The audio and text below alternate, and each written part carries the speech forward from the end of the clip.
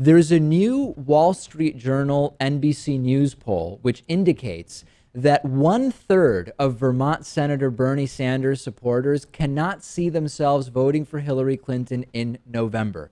This could be a huge deal. We've been talking about this for weeks now, Lewis. We talked to voters about it last week. We've heard from our audience via voicemail, and there are people who say if Hillary Clinton, there are Bernie supporters who say if Hillary Clinton is the eventual Democratic nominee, I am not going to vote for her. And indeed, there is this new poll which says about 1/3 of Bernie supporters will not vote for Hillary Clinton if she is the eventual nominee. Those individuals overwhelmingly cite trustworthiness as the issue that for them makes Bernie Sanders the more attractive candidate than Hillary Clinton.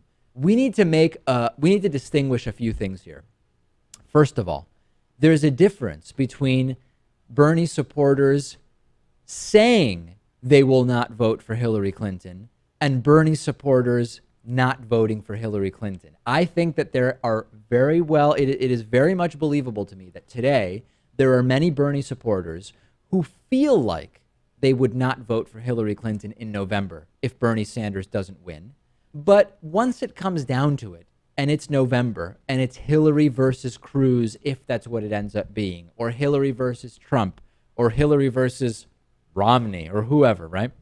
That they're not going to go out there and vote for Romney, or particularly if you're in a swing state, vote for a third-party candidate if your vote actually has a shot at making a difference in the outcome of your state.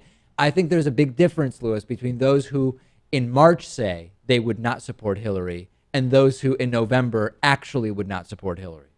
Well, it's also possible that they may have already decided that if that is the outcome, if it's Hillary versus whoever, that they may just not vote at all.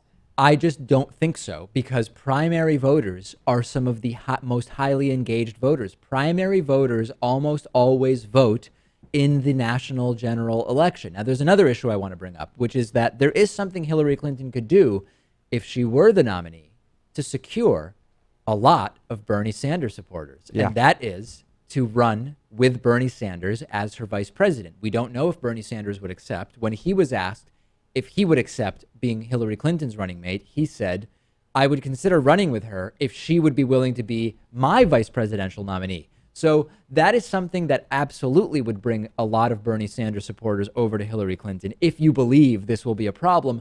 However, typically, two Northern Democrats aren't seen as the best ticket here. And although Obama from Illinois and Biden from Delaware has worked out pretty well for the Democratic Party, typically the idea is if you are the former senator from New York, you're not going to get the Brooklyn-born Vermont independent Democratic Socialist guy to run alongside you. But admittedly, everything is different this time around. The term Democratic Socialist is not nearly as negative of a term as it has been before.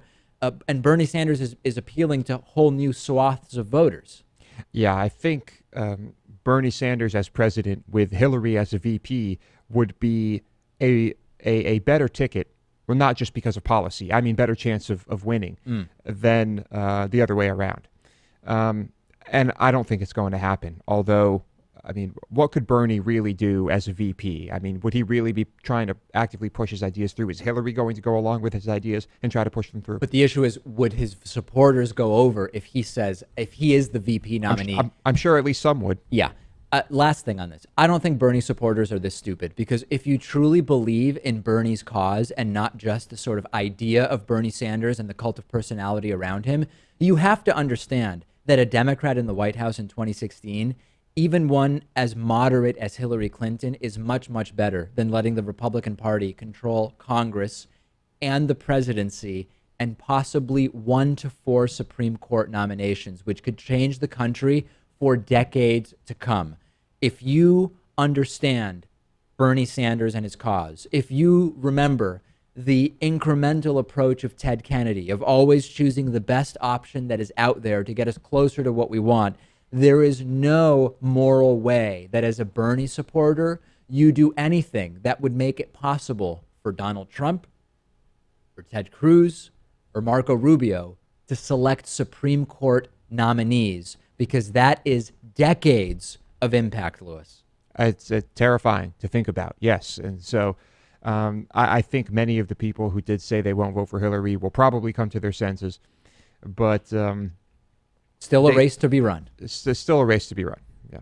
Am I off on something here? I'm on Twitter at @dpakman. I'm ready for your comments on this if you think I'm leading you astray.